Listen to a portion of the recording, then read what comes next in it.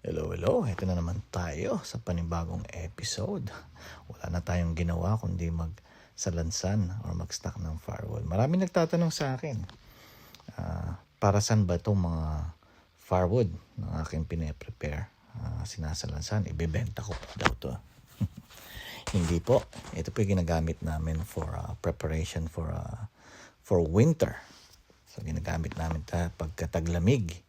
So meron kaming wood stove sa bahay, sa basement, kung saan gamit namin itong mga kahoy para mapainit yung bahay namin. Kasi pagka hindi tayo gumamit ng heat during winter, ang mga pwedeng mangyari is yung mga pipes natin pwedeng maging frozen. Pag nag-freeze yan, pwedeng masira, mas mahal pa, mas magastos po.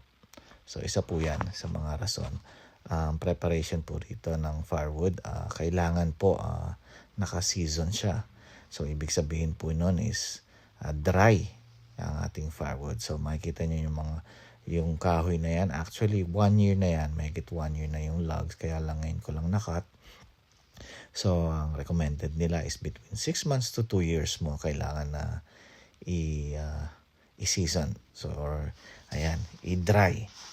Kasi ang mga kahoy, meron yan tubig. So may moisture. Imaginein mo kung may matubig yan, tapos sinindihan mo. So hindi siya ganun ka-effective. So importante ngayon pa lang, springtime, nagpe-prepare ka na.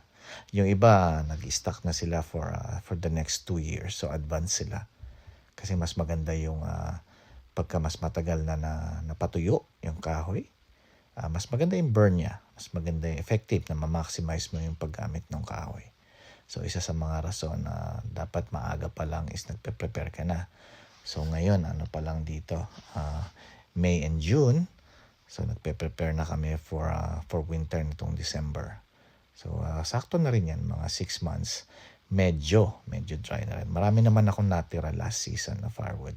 So in short, yung mga yon ready na for next winter. Ito mga to is hopefully hindi ko maubos magamit. Ang firewood din dito binibili rin po. Hindi yan libre. Mapapansin nyo maraming kakahuyan, marami kaming puno dito sa property namin. Kaya lang, ang kadalasan po doon is mga pine wood siya. So ibig sabihin hindi siya recommended gamitin for indoor heat. Hindi siya maganda kasi meron siyang dagta kumbaga. So it could cause some chimney fire.